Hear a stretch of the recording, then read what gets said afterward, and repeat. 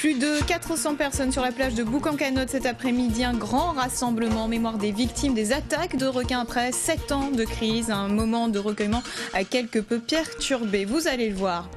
Je vous en parlais en titre, près de 500 personnes sur la plage de Bouc-en-Canotte cet après-midi. Un grand rassemblement en mémoire des victimes de la crise requin, une crise qui dure depuis maintenant 7 ans. Associations et familles des disparus unis pour dire stop. Un moment de recueillement qui a tout de même été quelque peu gâché lorsqu'un requin-tigre pêché aujourd'hui a été ramené par certains participants. Jean-Marc Seguin.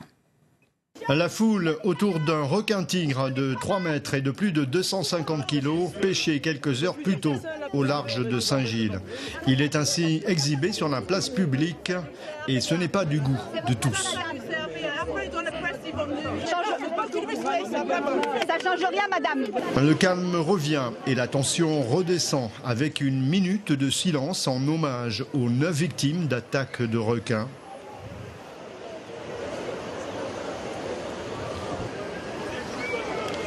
Ensuite, les familles des victimes ou les amis viennent prendre la parole avec dignité mais aussi fermeté.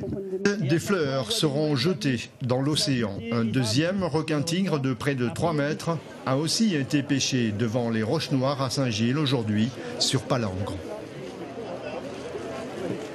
Et nous reviendrons sur cette actualité un peu plus tard dans ce journal. Nous entendrons évidemment les réactions des familles des victimes sur place. Et ce matin, certaines familles, justement, ont assisté à une messe donnée en l'église de Saint-Gilles en mémoire de leurs enfants, de leurs frères, de leurs amis, les proches d'Alexandre Nossac, disparu il y a 1 an, et d'Eddie Aubert, 31 ans, mort dans une attaque en juin 2011, étaient notamment présents. Et avant de refermer cette édition, je vous rappelle cette information, près de 500 personnes sur la plage de Bouc-en-Canotte cet après-midi, un grand rassemblement en mémoire des victimes de la crise requin, une crise qui dure depuis maintenant 7 ans. Associations, familles des disparus étaient présents, mais l'hommage a bien failli dégénérer au moment où un requin capturé un peu plus tôt a été déposé sur le sable. On écoute les réactions de la mère et du frère de Talon Bishop. J'ai pas envie après que la presse nous donne une étiquette de tueur de requins, qu'on détruise la mer et tout ça. C'est contre-productif. Je suis pas trop d'accord, mais je voulais pas nécessairement intervenir.